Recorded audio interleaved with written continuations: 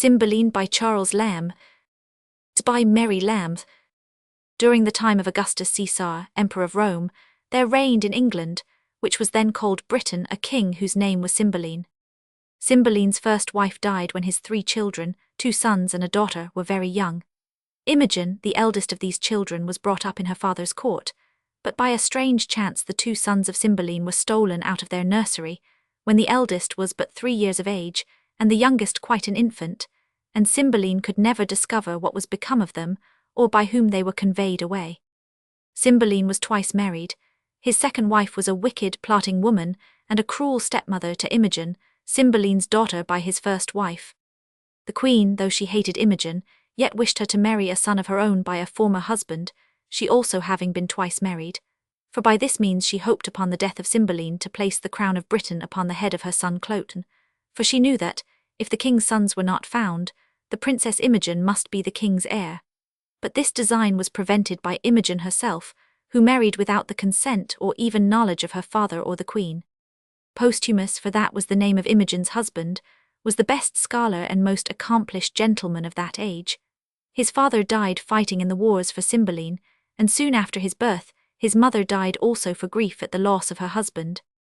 Cymbeline, pitying the helpless state of this orphan, took Posthumus, Cymbeline having given him that name because he was born after his father's death, and educated him in his own court. Imogen and Posthumus were both taught by the same masters, and were playfellows from their infancy. They loved each other tenderly when they were children, and their affection continuing to increase with their years, when they grew up they privately married. The disappointed queen soon learnt this secret, for she kept spies constantly in watch upon the actions of her daughter-in-law, and she immediately told the king of the marriage of Imogen with Posthumus. Nothing could exceed the wrath of Cymbeline, when he heard that his daughter had been so forgetful of her high dignity as to marry a subject. He commanded Posthumus to leave Britain, and banished him from his native country forever. The queen, who pretended to pity Imogen for the grief she suffered at losing her husband, offered to procure them a private meeting, before Posthumus set out on his journey to Rome, which place he had chosen for his residence in his banishment. This seeming kindness she showed, the better to succeed in her future designs in regard to her son Cloten, for she meant to persuade Imogen, when her husband was gone, that her marriage was not lawful, being contracted without the consent of the king. Imogen and Posthumus took a most affectionate leave of each other. Imogen gave her husband a diamond ring which had been her mother's, and Posthumus promised never to part with the ring, and he fastened a bracelet on the arm of his wife, which he begged she would preserve with great care, as a token of his love. They then bid each other farewell with many vows of everlasting love and fidelity. Imogen remained a solitary and dejected lady in her father's court, and Posthumus arrived at Rome, the place of his banishment. Posthumus fell into company at Rome with some gay young men of different nations, who were talking freely of ladies, each one praising the ladies of his own country and his own mistress. Posthumus, who had ever his own dear lady in his mind, affirmed that his wife, the fair Imogen, was the most virtuous, wise, and constant lady in the world. One of these gentlemen, whose name was Iachimo, being offended that a lady of Britain should be so praised above the Roman ladies, his countrywomen provoked Posthumus by seeming to doubt the constancy of his so highly praised wife, and at length, after much altercation, Posthumus consented to a proposal of Iachimo's, that he, Iachimo, should go to Britain, and endeavour to gain the love of the married Imogen. They then laid a wager, that if Iachimo did not succeed in this wicked design, he was to forfeit a large sum of money, but if he could win Imogen's favour, and prevail upon her to give him the bracelet which Posthumus had so earnestly desired, she would keep as a token of his love, then the wager was to terminate with Posthumus giving to Iachimo the ring, which was Imogen's love present when she parted with her husband. Such firm faith had Posthumus in the fidelity of Imogen, that he thought he ran no hazard in this trial of her honour. Iachimo, on his arrival in Britain, gained admittance and a courteous welcome from Imogen, as a friend of her husband, but when he began to make professions of love to her, she repulsed him with disdain, and he soon found that he could have no hope of succeeding in his dishonourable design. The desire Iachimo had to win the wager made him now have recourse to a stratagem to impose upon Posthumus, and for this purpose he bribed some of Imogen's attendants, and was by them conveyed into her bedchamber, concealed in a large trunk, where he remained shut up till Imogen was retired to rest, and had fallen asleep, and then getting out of the trunk, he examined the chamber with great attention, and wrote down everything he saw there, and particularly noticed a mole which he observed upon Imogen's neck, and then softly unloosing the bracelet from her arm which Posthumus had given to her, he retired into the chest again, and the next day he set off for Rome with great expedition, and boasted to Posthumus that Imogen had given him the bracelet, and likewise permitted him to pass a night in her chamber. And in this manner Iachimo told his false tale. Her bedchamber, said he, was hung with tapestry of silk and silver. The story was the proud Cleopatra when she met her Anthony, a piece of work most bravely wrought. This is true, said Posthumus, but this you might have heard spoken of without seeing. Then the chimney, said Iachimo, is south of the chamber, and the chimney-piece is Diana bathing. Never saw I figures livelier expressed. This is a thing you might have likewise heard, said Posthumus, for it is much talked of. Iachimo as accurately described the roof of the chamber, and added, I had almost forgot her andirons. They were 2 winking cupids made of silver, each on 1 foot standing. He then took out the bracelet and said, Know you this jewel, sir? She gave me this. She took it from her arm, I see her yet. Her pretty action did outsell her gift, and yet enriched it too. She gave it me and said she prized it once. He last of all described the mole he had observed upon her neck. Posthumus, who had heard the whole of this artful recital in an agony of doubt, now broke out into the most passionate exclamations against Imogen. He delivered up the diamond ring to Iachimo, which he had agreed to forfeit to him if he obtained the bracelet from Imogen. Posthumus then in a jealous rage wrote to Pisanio, a gentleman of Britain who was one of Imogen's attendants, and had long been a faithful friend to Posthumus, and after telling him what proof he had of his wife's disloyalty, he desired Pisanio would take Imogen to Milford Haven, a seaport of Wales, and there kill her, and at the same time he wrote a deceitful letter to Imogen, desiring her to go with Pisanio, for that finding he could live no longer without seeing her, though he was forbidden upon pain of death to return to Britain, he would come to Milford Haven, at which place he begged she would meet him. She, good unsuspecting lady, who loved her husband above all things, and desired more than her life to see him, hastened her departure with Pisanio, and the same night she received the letter she set out.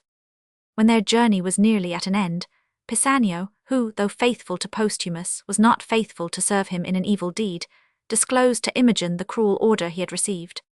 Imogen, who, instead of meeting a loving and beloved husband, found herself doomed by that husband to suffer death, was afflicted beyond measure. Pisanio persuaded her to take comfort, and wait with patient fortitude for the time when Posthumus should see and repent his injustice. In the meantime, as she refused in her distress to return to her father's court, he advised her to dress herself in boy's clothes for more security in travelling, to which advice she agreed, and thought in that disguise she would go over to Rome, and see her husband, whom, though he had used her so barbarously, she could not forget to love. When Pisanio had provided her with her new apparel, he left her to her uncertain fortune, being obliged to return to court. But before he departed, he gave her a phial of cordial, which he said the queen had given him as a sovereign remedy in all disorders. The queen, who hated Pisanio because he was a friend to Imogen and Posthumus, gave him this phial which she supposed contained poison, she having ordered her physician to give her some poison, to try its effects, as she said, upon animals. But the physician, knowing her malicious disposition, would not trust her with real poison, but gave her a drug which would do no other mischief than causing a person to sleep with every appearance of death for a few hours. This mixture, which Pisanio thought a choice cordial, he gave to Imogen, desiring her, if she found herself ill upon the road, to take it, and so with blessings and prayers for her safety and happy deliverance from her undeserved troubles he left her. Providence strangely directed Imogen's steps to the dwelling of her 2 brothers, who had been stolen away in their infancy. Belarius, who stole them away, was a lord in the court of Cymbeline, and having been falsely accused to the king of treason, and banished from the court, in revenge he stole away the 2 sons of Cymbeline, and brought them up in a forest, where he lived concealed in a cave. He stole them through revenge, but he soon loved them as tenderly as if they had been his own children, educated them carefully, and they grew up fine youths, their princely spirits leading them to bold and daring actions. And as they subsisted by hunting, they were active and hardy, and were always pressing their supposed father to let them seek their fortune in the wars. At the cave where these youths dwelt it was Imogen's fortune to arrive. She had lost her way in a large forest, through which her road lay to Milford Haven, from whence she meant to embark for Rome, and being unable to find any place where she could purchase food, she was with weariness and hunger almost dying. For it is not merely putting on a man's apparel that will enable a young lady, tenderly brought up, to bear the fatigue of wandering about lonely forests like a man. Seeing this cave she entered, hoping to find someone within of whom she could procure food. She found the cave empty, but looking about she discovered some cold meat, and her hunger was so pressing that she could not wait for an invitation but sat down and began to eat. "Ah," said she, talking to herself, "I see a man's life is a tedious one. How tired am I! For 2 nights together I have made the ground my bed. My resolution helps me, or I should be sick. When Pisanio showed me Milford Haven from the mountain top, how near it seemed." Then the thoughts of her husband and his cruel mandate came across her, and she said, "My dear Posthumus, thou art a false one." The 2 brothers of Imogen, who had been hunting with their reputed father Belarius, were by this time returned home. Belarius had given them the names of Polydore and Cadwal, and they knew no better, but supposed that Belarius was their father. But the real names of these princes were Gydrius and Arviragus. Belarius entered the cave first, and seeing Imogen stopped them, saying, "Come not in yet. It eats our victuals, or I should think it was a fairy." "What is the matter, sir?" said the young men. "By Jupiter," said Belarius again, "there is an angel in the cave, or if not, an earthly paragon." So beautiful did Imogen look in her boy's apparel. She, hearing the sound of voices, came forth from the cave, and addressed them in these words: "Good masters, do not harm me. Before I entered your cave I had thought to have begged or bought what I have eaten. Indeed I have stolen nothing, nor would I, though I had found gold strewn on the floor. Here is money for my meat, which I would have left on the board when I had made my meal, and parted with prayers for the provider." They refused her money with great earnestness. "I see you are angry with me," said the timid Imogen. "But, sirs, if you kill me for my fault, know that I should have died if I had not made it." "Whither are you bound?" asked Belarius, "and what is your name?" "Fidel is my name," answered Imogen. "I have a kinsman who is bound for Italy. He embarked at Milford Haven, to whom being going, almost spent with hunger, I am fallen into this offence." "Prithee, fair youth," said old Belarius, "do not think us churls, nor measure our good minds by this rude place we live in. You are well encountered, it is almost night. You shall have better cheer before you depart, and thanks to stay and eat it. Boys, bid him welcome." The gentle youths, her brothers, then welcomed Imogen to their cave with many kind expressions, saying they would love her, or, as they said, him as a brother. And they entered the cave, where they having killed venison when they were hunting, Imogen delighted them with her neat housewifery, assisting them in preparing their supper. For though it is not the custom now for young women of high birth to understand cookery, it was then, and Imogen excelled in this useful art. And as her brothers prettily expressed it, Fidel cut their roots in characters and sauced their broth, as if Juno had been sick and Fidel were her dieter. "And then," said Polydore to his brother, "how angel-like he sings." They also remarked to each other, that though Fidel smiled so sweetly, yet so sad a melancholy did overcloud his lovely face, as if grief and patience had together taken possession of him. For these her gentle qualities, or perhaps it was their near relationship, though they knew it not, Imogen, or as the boys called her, Fidel, became the doting piece of her brothers, and she scarcely less loved them, thinking that but for the memory of her dear Posthumus, she could live and die in the cave with these wild forest youths. And she gladly consented to stay with them till she was enough rested from the fatigue of travelling to pursue her way to Milford Haven. When the venison they had taken was all eaten, and they were going out to hunt for more, Fidel could not accompany them because she was unwell. Sorrow, no doubt, for her husband's cruel usage, as well as the fatigue of wandering in the forest, was the cause of her illness. They then bid her farewell, and went to their hunt, praising all the way the noble parts and graceful demeanour of the youth Fidel. Imogen was no sooner left alone than she recollected the cordial Pisanio had given her, and drank it off, and presently fell into a sound and death-like sleep. When Belarius and her brothers returned from hunting, Polydore went first into the cave, and supposing her asleep, pulled off his heavy shoes, that he might tread softly and not awake her. So did true gentleness spring up in the minds of these princely foresters, but he soon discovered that she could not be awakened by any noise, and concluded her to be dead, and Polydore lamented over her with dear and brotherly regret, as if they had never from their infancy been parted. Belarius also proposed to carry her out into the forest, and there celebrate her funeral with songs and solemn dirges, as was then the custom. Imogen's 2 brothers then carried her to a shady covert, and there laying her gently on the grass, they sang repose to her departed spirit, and covering her over with leaves and flowers, Polydore said, "While summer lasts and I live here, Fidel, I will daily strew thy sad grave. the pale primrose that flower most like thy face, the bluebell like thy clear veins, and the leaf of eglantine which is not sweeter than was thy breath, all these I will strew over thee. Yea, and the furred moss in winter, when there are no flowers to cover thy sweet course. When they had finished her funeral obsequies, they departed very sorrowful. Imogen had not been long left alone, when the effect of the sleepy drug going off she awaked, and easily shaking off the slight covering of leaves and flowers they had thrown over her, she arose, and imagining she had been dreaming, she said, I thought I was a cave keeper, and cook to honest creatures. How came I here covered with flowers? Not being able to find her way back to the cave, and seeing nothing of her new companions, she concluded it was certainly all a dream. And once more Imogen set out on her weary pilgrimage, hoping at last she should find her way to Milford Haven, and thence get a passage in some ship bound for Italy. For all her thoughts were still with her husband Posthumus, whom she intended to seek in the disguise of a page.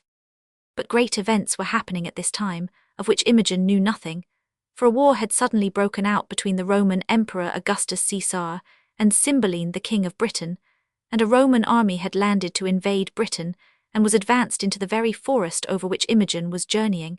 With this army came Posthumus. Though Posthumus came over to Britain with the Roman army, he did not mean to fight on their side against his own countrymen, but intended to join the army of Britain, and fight in the cause of his king who had banished him. He still believed Imogen false to him, yet the death of her he had so fondly loved, and by his own orders too, Pisanio having written him a letter to say he had obeyed his command, and that Imogen was dead, sat heavy on his heart, and therefore he returned to Britain, desiring either to be slain in battle, or to be put to death by Cymbeline for returning home from banishment. Imogen, before she reached Milford Haven, fell into the hands of the Roman army, and her presence and deportment recommending her, she was made a page to Lucius, the Roman general. Cymbeline's army now advanced to meet the enemy, and when they entered this forest, Polydore and Cadwal joined the king's army. The young men were eager to engage in acts of valor, though they little thought they were going to fight for their own royal father, and old Belarius went with them to the battle. He had long since repented of the injury he had done to Cymbeline in carrying away his sons, and having been a warrior in his youth, he gladly joined the army to fight for the king he had so injured. And now a great battle commenced between the two armies, and the Britons would have been defeated and Cymbeline himself killed, but for the extraordinary valor of Posthumus and Belarius and the two sons of Cymbeline. They rescued the king and saved his life, and so entirely turned the fortune of the day that the Britons gained the victory. When the battle was over, Posthumus, who had not found the death he sought for, surrendered himself up to one of the officers of Cymbeline, willing to suffer the death which was to be his punishment if he returned from banishment.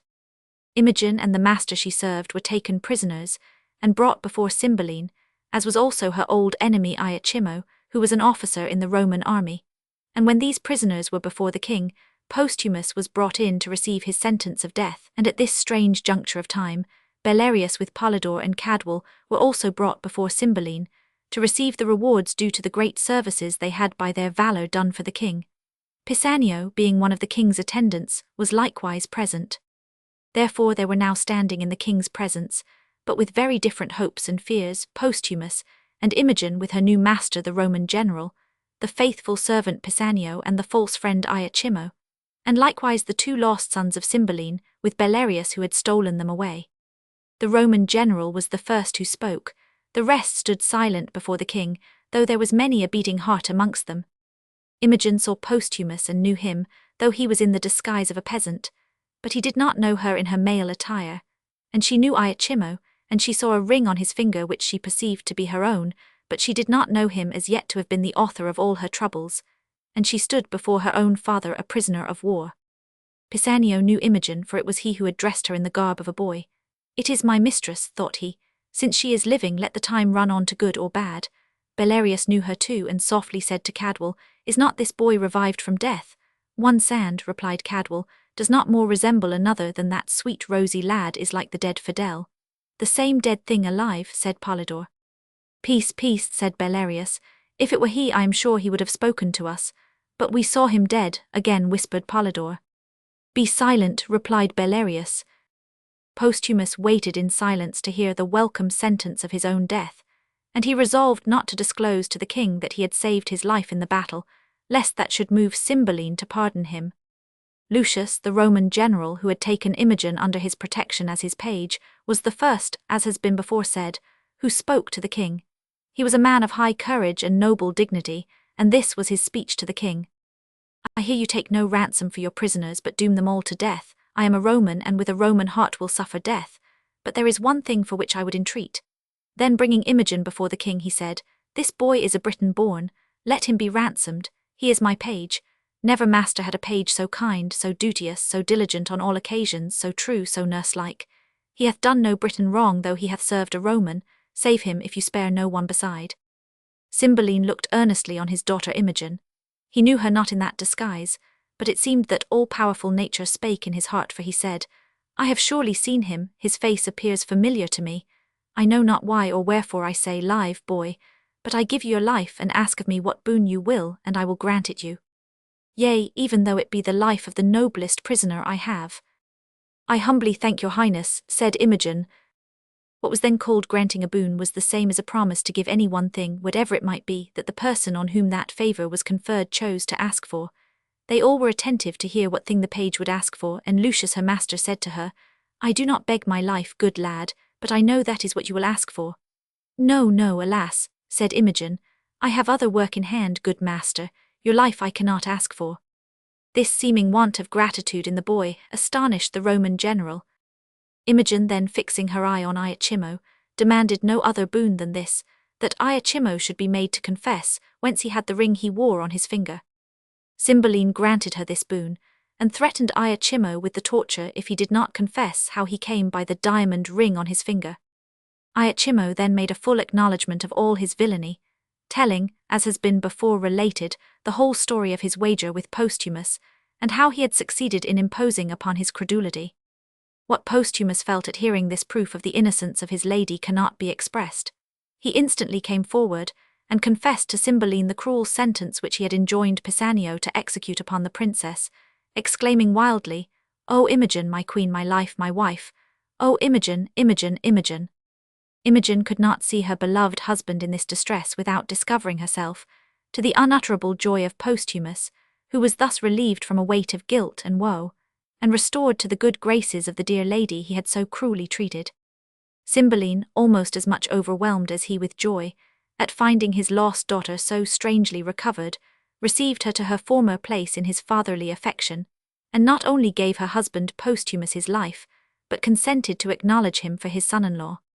Belarius chose this time of joy and reconciliation to make his confession. He presented Polydore and Cadwal to the king, telling him they were his two lost sons, Gydrius and Arviragus. Cymbeline forgave old Belarius, for who could think of punishments at a season of such universal happiness?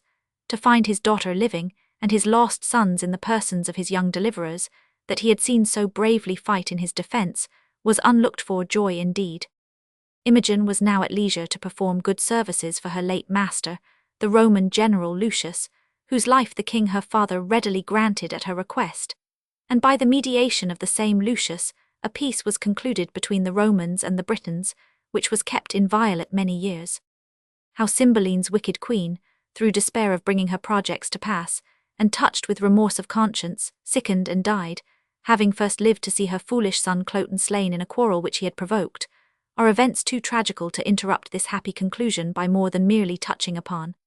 It is sufficient that all were made happy who were deserving, and even the treacherous Iachimo, in consideration of his villainy having missed its final aim, was dismissed without punishment.